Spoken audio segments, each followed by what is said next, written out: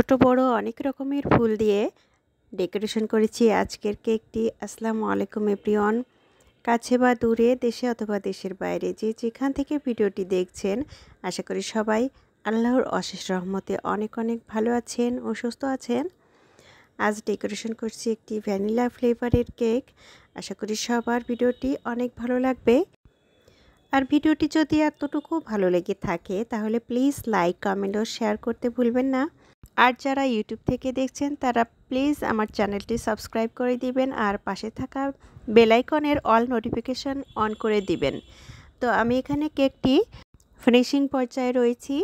এখানে আমি স্ক্রাবারের সাহায্যে সাইডটা ফিনিশিং দিয়ে নিচ্ছি। এটি ছিল হাইট কেক, 1 পাউন্ডের ভেতরে এটি হাইট কেক ছিল।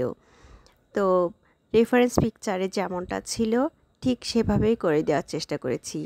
আসলে অনেক দিন আগে এই কেকটি আমি বাসার জন্য তৈরি করেছিলাম আর ফন্ডেন্ট দিয়েই তৈরি করেছিলাম। তো আমার পছন্দ মতো মনের মতো করে ফন্ডেন্টের ফ্লাওয়ারগুলো, চেরি ফ্লাওয়ারগুলো সাজিয়ে দিয়েছিলাম।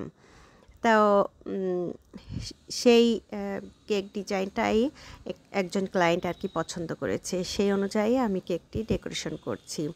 এখানে ফন্ডেন্টের কিছু কাজ রয়েছে। তো যখন ফন্ডেন্টের কাজ ছিল সেই মুহূর্তে ফন্ডেন্টের প্রয়োজন, আর আমার বাসায় ফন্ডেন্ট তৈরি করাও ছিল না। তো যেদিন আর কি প্রয়োজন সেই দিনই যদি ফন্ডেন্টটা তৈরি করা, তারপরে কেক মেক করা অনেক মানে সময়ের ব্যাপার হয়ে যায়। তো তারপরও যখন প্রয়োজন তখন সময় লাগলেও কিছু করার নেই, করতে হবে কাজ। একটার পর একটা আমি করে যাচ্ছিলাম কাজ। তো ফার্স্টে আমি কেকটি ফিনিশিং দিয়ে ফ্রিজে একটু সেট হতে দিয়েছিলাম। তারপর আমি ফন্ডেন্টের কাজগুলো করে নিয়েছি। যেহেতু অনেক সময় লাগে, তো চেরি ফ্লাওয়ারগুলো একটা একটা করে তৈরি করেছি কিভাবে সেটা দেখতেই পেরেছেন। আর তারপর আমি একটা একটা করে সাজিয়ে দিয়েছি।